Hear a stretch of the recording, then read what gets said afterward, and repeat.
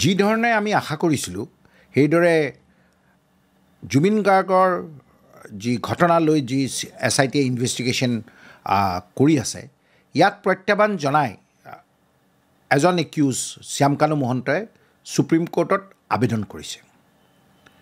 এই আবেদনখন article 32 constitution of ইণ্ডিয়াত আণ্ডাৰত ফাইল কৰা হৈছে সুপ্ৰিম কোৰ্টত।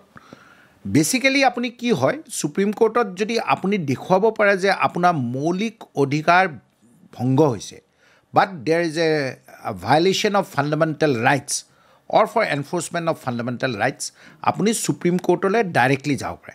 নহ'লে কি হয় আপুনি নিম্নতম আদালতত প্ৰথমতে যাব লাগিব, তাৰপিছত হাইকোৰ্ট, তাৰপিছত সুপ্ৰিম কোৰ্ট, এটা দীঘলীয়া প্ৰক্ৰিয়া। কিন্তু ফাণ্ডামেণ্টেল ৰাইট যদি আপুনি ভায়োলেট কৰা হয় তেতিয়াহ'লে আপুনি হাইকোৰ্টলৈ আহিব পাৰে।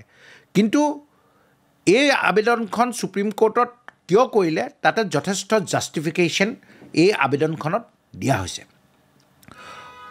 আজি ধৰক এটা বহুতে আলোচনা কৰি আছে যে SIT কিবা ভুলৰ কাৰণে বা SITয়ে কিবা শ্যামকানু মহন্তক কিবা সুবিধা কৰি দিলে নেকি যে তেওঁ দিল্লীত নামাৰ পিছত অধিবক্তাক লগ ধৰি পেলাই তেওঁ যিখন ওকালতনামা বা যিখন তাতে মানে আৰ্টিকেল 32 আণ্ডাৰত যিখন WP ক্ৰিমিনেল বুলি যিখন ৰেজিষ্ট্ৰেশ্যন হৈছে, ফাইলিং নাম্বাৰে হৈছে, এতিয়ালৈকে কেছ নম্বৰ হোৱা নাই কাৰণ কিছুমান ডিফেক্ট আছে, সেইবিলাক ঠিক কৰিব লাগিব।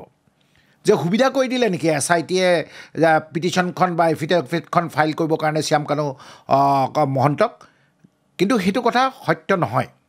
এইকাৰণে সত্য নহয় কাৰণ আমাৰ যদি কোনো ভাৰতীয় নাগৰিক যদি বাহিৰত থাকে তেতিয়াহ'লে আপুনি ইণ্ডিয়ান হাই কমিশ্যন বা কনচালেট থাকে, এম্বেচেডৰ থাকে, তেওঁলোকক ভাৰতীয় আইন ব্যৱস্থাত মানে এফিডেভিট এখন বা ওকালতনামা এখন তেওঁলোকৰ পৰা আপুনি তেওঁলোকৰ আগত আপুনি চহী কৰি পেলাই এখন চিল মোহৰ মাৰি আনি ভাৰতৰ কোৰ্টত ব্যৱহাৰ কৰিব পাৰে। মই আগতেও কৈছোঁ যে এই গোচৰৰ লগত মই কোনো ধৰণৰ জড়িত নহয়। মোৰ যিটো এনালিচিছ এইটো এটা কমপ্লিটলি একাডেমিক বা এটা লিগেল এনালিচিছে কৰোঁ কাৰণ ভুল তথ্যত আদালত নচলে। আদালত চলে তথ্যভিত্তিৰ ওপৰতহে আৰু যিটো লিগেলি একচেপ্টেবল এভিডেঞ্চ হ'ব লাগিব।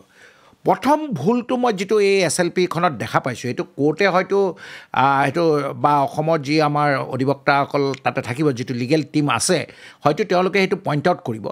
এই যিখন এফিডেভিট শ্যামকানু মহন্তৰ যিখন সুপ্ৰিম কোৰ্টত যিখন আবেদন কৰিছে এইখন এখন চাংমে কে নটাৰী পাব্লিক বুলি তেওঁ জহৰ বহৰ বুলি ছিংগাপুৰৰ এজন আমাৰ যেনেকৈ ইয়াতে নটাৰী থাকে তেনেকুৱা এজন নটাৰীত আগত মানে এইখন শপতটো লৈছে।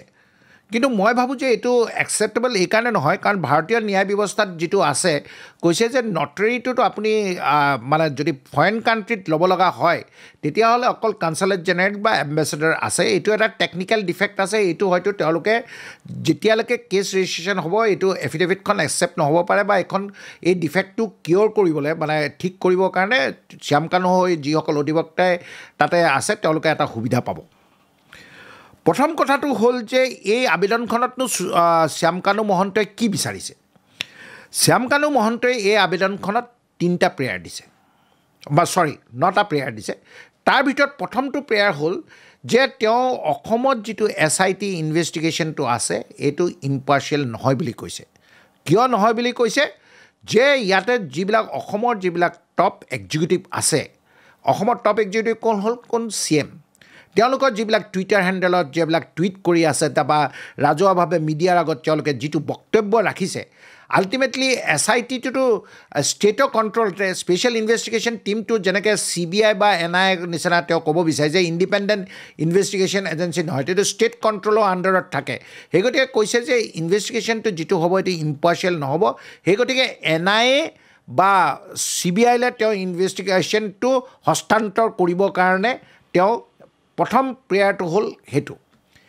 দ্বিতীয় প্ৰেয়াৰটো হ'ল যে তেওঁ যিটো ভাবিছিল যে তেওঁ মানে এৰেষ্ট হোৱাৰ আগতেই তেওঁ এটা মানে প্ৰেয়াৰ দিয়ে সুপ্ৰিম কোৰ্টত নৰ্মেলি আছামীবিলাকে যে not to take any coercive action, কাৰণ সুপ্ৰিম কোৰ্টত আগতীয়া জামিনৰ এপ্লিকেশ্যনখন আপুনি ডাইৰেক্টলি ফাইল কৰিব নোৱাৰে। সেই গতিকে এখন SLPত বা যিখন এই WP ক্ৰিমিনেল যিখন ফাইল কৰিছে আৰ্টিকেল 32 আণ্ডাৰত তেওঁ কৈছে যে not to take any coercive action.